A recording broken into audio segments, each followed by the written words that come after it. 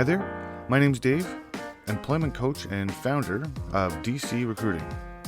I've helped people from all employment sectors find a job they love. Thank you so much for tuning in to listen to my podcast. This series includes job search journey tips. Hopefully, some of my tips will work for you. So let's get started.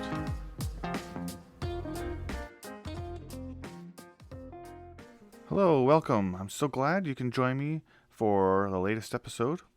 I hope your week is going well so far. Now, there's been a lot of talk about the topic for this episode, positive and negative, some negative lately. But without further ado, I guess, the topic for this episode is cover letters. Some people think they're old-fashioned or outdated, and I have read articles and seen people say, hiring managers, for example, or HR professionals or recruiters, they've admitted that they don't even read them anymore. They've gotten a bad rap lately. So what's my opinion?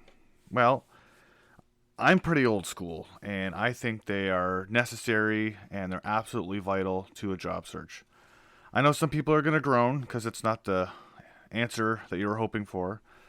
Writing cover letters can be time-consuming, and it's almost impossible to have a template, so it's not a one-size-fits-all for cover letters. But what's the good news? A well-written cover letter can be the difference between you getting a gig and losing out to someone else in a very tight competition. So what are some reasons why cover letters are still relevant, and what's some tips on how to write them? Let's start with the relevant part. Cover letters allow you to keep your resume to an appropriate length, and I'll explain some of that in the points below. Cover letters will let you show off some of your hard skills. For example, you may say in your resume that you're a great communicator and you have great verbal and written communication skills. Well, you can prove that by having a well-written cover letter. Cover letters are great at showing off transferable skills too. I know I've mentioned this in previous episodes, but your first chance to tell an employer why you can do a new task with related skills and experience is on your cover letter. Another thing you can do with your cover letter is to properly explain gaps in your work history. The pandemic has caused a lot of this. I know a lot of people are going to be worried about different gaps they have in their resume. Maybe you were laid off a couple of times and took you a while before you were able to job search again. Who knows? There's all kinds of reasons why, but you can explain to an employer on your cover letter that, yes, there was a break, but I am ready to go again, and, here's my resume and cover letter. If you've never worked before, a cover letter can really explain what you've been up to. So if you were in school or if you were volunteering, you don't have to worry about not having, employment history on your resume. You can explain, like I say, what you were doing. You were volunteering or you were at school. Maybe you made contacts through your volunteering or you had a co-op at school. So it helps introduce that rather than having the employer see that for the first time on your resume, the lack of work history, that is. Cover letters are also the first time that you can show the employer, or maybe the second time, sometimes the first time though, that you can show an employer that you've done some research about their company. So you can have important things from your research on that cover letter. And again, keep it brief. Don't put the whole history of the company on there. I mean, they know some of that stuff. They work there. You're just trying to show that you've done some research on their company before a potential interview. So that covers the first part about why cover letters are still relevant and why you should pay attention to writing them. I want to move on, though, to what makes a good cover letter. What are some tips to writing them? And I know that you probably know this, but you could go to 10 different employment counselors or recruiters or whatever, and you might get 10 separate answers on how to write a cover letter. But here's my 2 cents, so take it for what it is. The first thing I would say is, when you're formatting it, always use the header that's on your resume for your cover letter. As well, include the company information after that, and then put the date, okay? So, I know it's hard for you to visualize this because I'm just saying it. I don't have a document up in front. But there's 2 reasons for all of that. Number 1, all of your documents will look consistent, so your cover letter and your resume will look the same. And number 2, it gets you started. Writing cover letters, like I said, can be kind of difficult, but it's helpful when you have some words on the page already. You're not just staring at a blank page and a cursor. You got your you've got your name on there, you've got the company information, you've got all that stuff on there, and you'll get your creative juices flowing, and you can start writing, because it can be a little bit intimidating to stare at a screen with a blinking cursor and you get writer's block. Now, when you're going to start writing the letter, just please remember that it is a letter. So start with Dear somebody. So if you know the name of the person that will be reviewing your information, then use their name.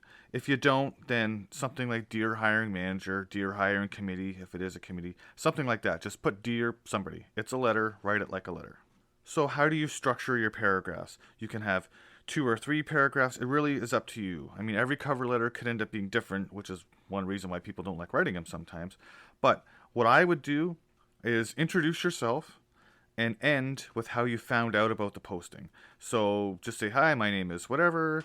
I found your posting on Indeed. And, again, say why you're applying, right? Just say that it caught your eye and you think you'd be a great fit, and whatever you want to say. But that's how I would start it off. Just start it off with how you found out about the posting, and why you're hiring, and why you're applying. Pardon me. Also, at this point, in this short little opening paragraph, it'd be a good time to identify any breaks in your employment. You can say, I've been out of work for a little while because of whatever. You can be as specific as you want. You don't necessarily have to flesh out all of your medical history or anything like that to a brand new employer. But you can say that, I was out of the workforce for a while, but I am ready to go. I saw your posting and I'd like to apply. The next part of your cover letter should be to summarize your skills that match up with the job ad. So with the job itself, go back to the job ad and look at the first few things that they say are required for the job, and say that you can do those things. And then after that, you can use some good to have things. For example, if the job ad doesn't say that you need to know how to coordinate social media stuff for a company, but you know how to do that, then put it on there.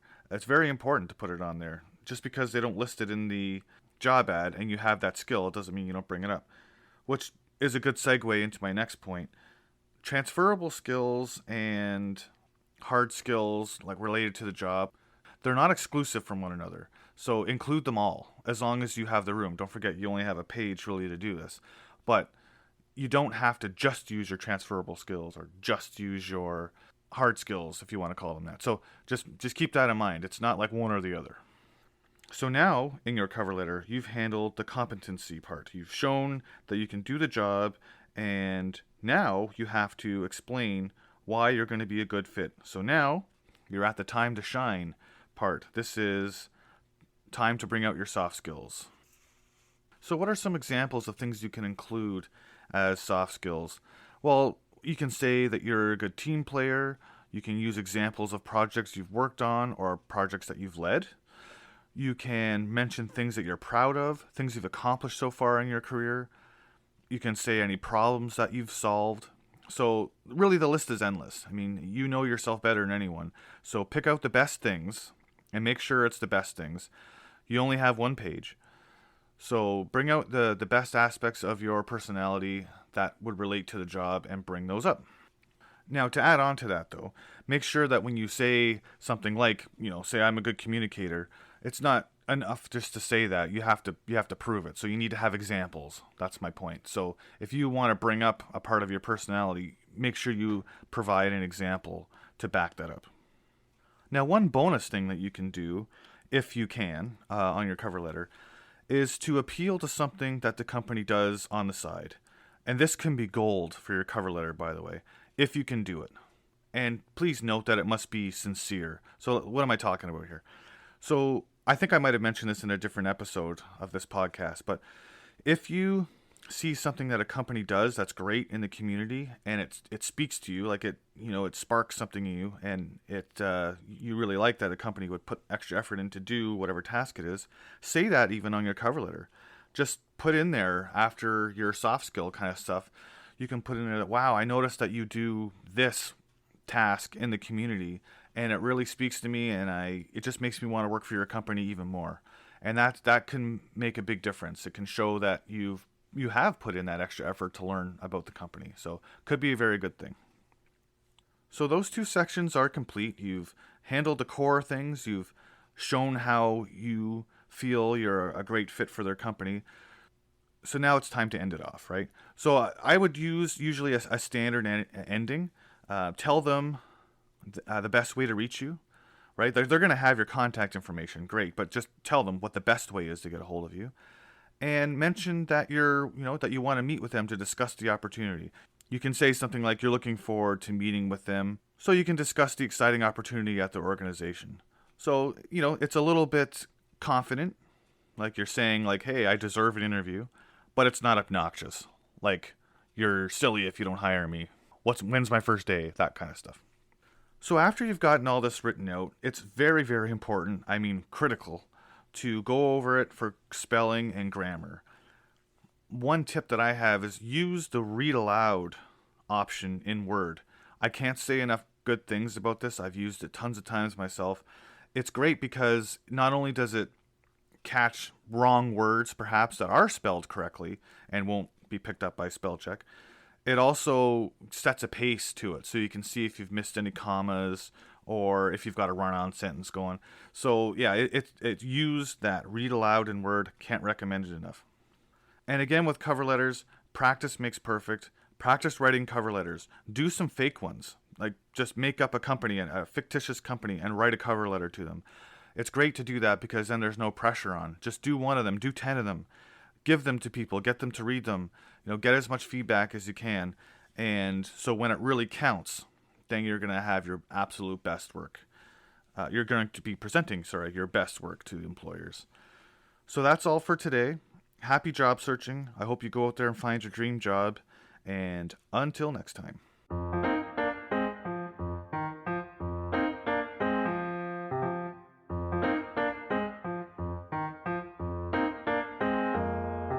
Thank you so much for listening. I hope you learned a thing or two along the way.